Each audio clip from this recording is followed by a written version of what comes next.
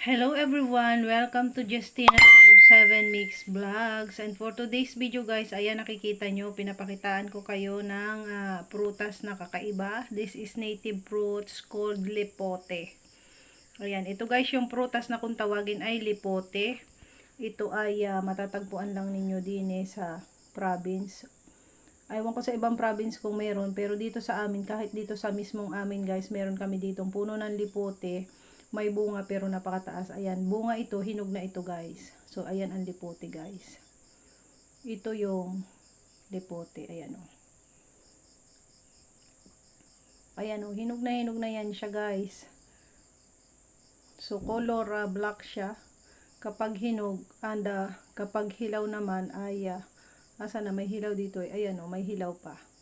So, ayang maliit na yan, hilaw pa yan siya guys. Hindi pa siya masyadong hinog. So, maasim yan kapag ganyan. Medyo may asim na may kunting pakla ang lasa nito kapag hilaw. And kapag naman siya ay hinog na guys, ayan katulad yan, yan.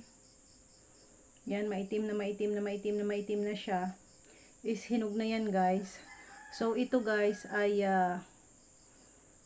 so, ayan o. Ayan o. Yan, hinog na yan siya guys.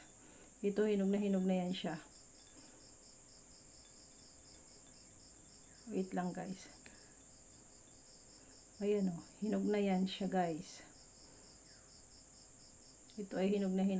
Hindi lang ito guys yung malalaki, ito yung maliliit lang na lipote. So ito ay tatanggalin lang ito guys. And then ito ay huhugasan and then nilalagyan ng asin ng iba kapag kinakain. Ang tawag guys ay kinakalunggo, nilalagay baga sa tupper at binubudbuda ng asin and then kinakalog-kalog doon sa loob ng tupper na may takip and then saka kakainin. Ayan, pasensya na kayo sa tunog kasi notification iyon. Tapos, kapag naman ang iba ay kumakain yan guys, ay hindi na nila nilalagyan ng asin kasi nga matamis siya pag hinog.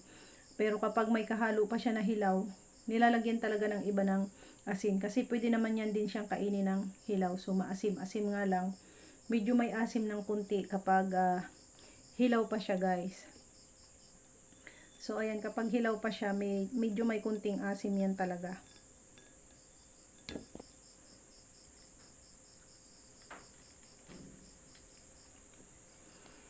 Ganyan ang itsura niya guys, oh.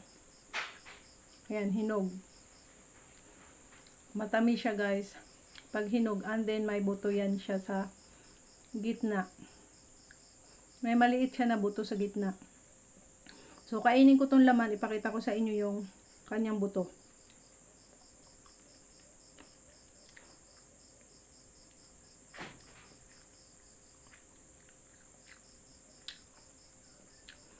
Ayan yung kanyang buto guys.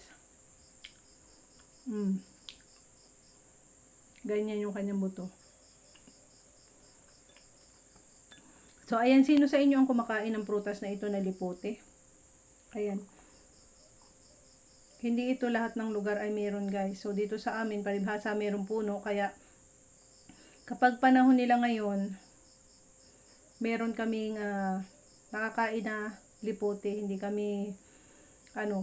kami nagki-crave masyado kasi meron kaming puno dito.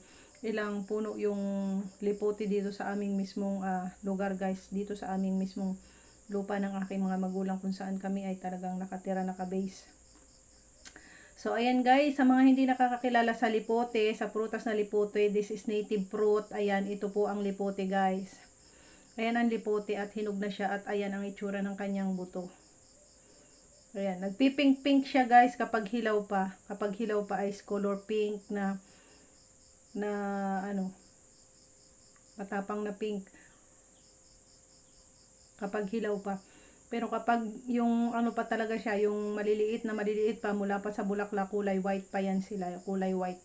Pero yung itsura nila talagang ganyan na yan sila guys. So, ayan, syempre, kung bago ka pala ang sa aking channel, baka naman pwedeng makalambing, subscribe to my channel, click the bell button, and then select all, para lagi kang updated sa mga susunod ko pang upload na video. And ayan, of course, mega love shoutout sa lahat nating mga friends. Thank you so much sa mga very supportive nating mga friends sa palagi ang nanonood sa aking mga video upload. Sa mga palagi ang tumatambay sa aking live streaming every 5:30 in the morning until 6:30 in the morning. Thank you so much sa inyong lahat, guys. God bless po sa atin.